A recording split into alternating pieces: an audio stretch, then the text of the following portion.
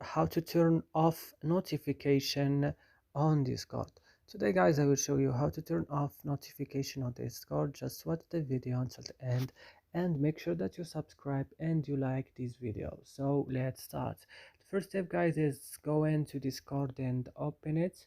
After this, when Discord is opening, you will just go down here on your profile and open it. Also, then you will go to notification here and click, and then you will go here system notification, click get notification offside uh, the app.